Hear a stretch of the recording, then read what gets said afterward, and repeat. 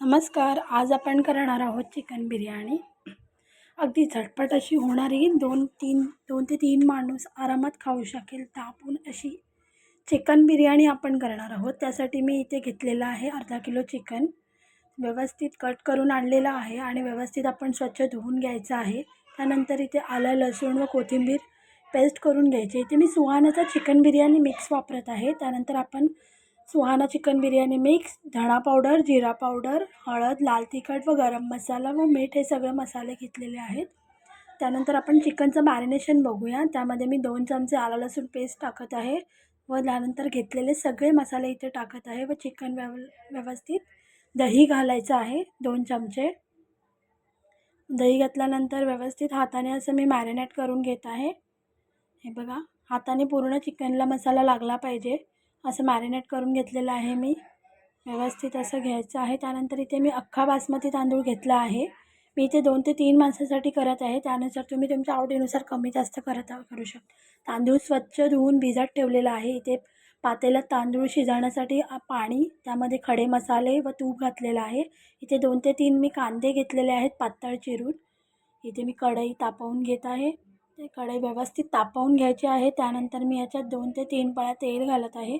कांदा आपल्याला फ्राय करायचा आहे, अगदी ब्राऊन टेक्स्चरवर फ्राय करायचा आहे. त्यामुळे जितका आपल्याला कांदा बारीक कापता येईल तितका बारीक कापून घ्यायचा आहे.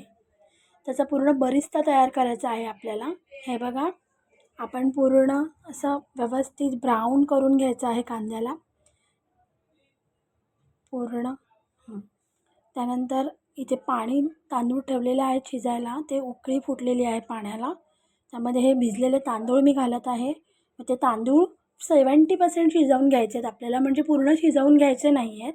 त्यानंतर इथे कांदासुद्धा भाजत आलेला आहे. ब्राऊन रंग चढायला लागला, त्यामुळे असं सतत ढवळत राहायचं आहे. असं सोडून द्यायचं नाही आहे. फास्ट गॅस ठेवलेला आहे. जर तुम्ही असं सोडून दिलं तर तो कांदा पूर्ण जळून जाईल.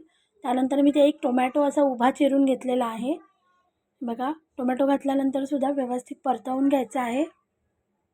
परतवून घेतल्यानंतर पूर्णपणे तो टोमॅटो त्या बरिस्त्यामध्ये विरघळला पाहिजे अशा पद्धतीने व्यवस्थित ढवळून घ्यायचं आहे. अशा पद्धतीने ही बिर्याणी एकदा नक्की ट्राय करून बघा. त्यानंतर मी यामध्ये 2 ते 3 चमचे आलं लसूण पेस्ट घालत आहे. पुन्हा घालायची आहे, त्यामुळे चव अगदी छान लागते बिर्याणीची. घरगुती पद्धतीची बिर्याणी आहे ही, अगदी बाहेरची अशी नाही आहे. त्यामुळे एकदा तरी नक्की करून बघा. त्यानंतर इथे मॅरिनेट केलेलं चिकन घालत आहे. चिकन घातल्यानंतर पूर्ण व्यवस्थित चिकन त्या बरिस्त्यामध्ये कोट करून घ्यायचं आहे, परतवून घ्यायचं आहे. हे बघा, अशा पद्धतीने व्यवस्थित मी परतवून घेत आहे. या ग्रेव्हीमध्ये पाणी अजिबात घालायचं नाही आहे. बिना पाण्याची ही ग्रेव्ही शिजवायची आहे. मीडियम गॅसवर एक 10 ते 12 मिनटं चिकन आधी शिजवून घ्यायचं आहे, जेणेकरून चिकन राईस घातल्यानंतर व्यवस्थित शिजून निघतं.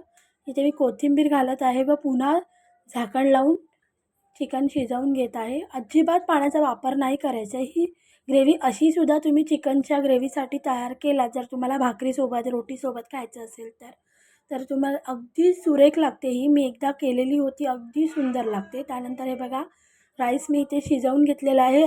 मी तोडून दाखवते तुम्हाला. इतपत राईस असा शिजवून घ्यायचा आहे. त्यानंतर हे बघा, चिकन इथे शिजलेलं आहे. मी 10 मिनटं चिकन आधी थोडं शिजवून घेतलेलं आहे, जेणेकरून चिकन राईस टाकल्यानंतर कच्चं राहणार नाही याची मी काळजी घेतलेली आहे. त्या पद्धतीनेच तुम्ही करा. हे बघा, ही ग्रेव्ही अशी रेडी आहे. अगदी भाकरीसोबत सुंदर लागते. एकदा ट्राय करून बघा.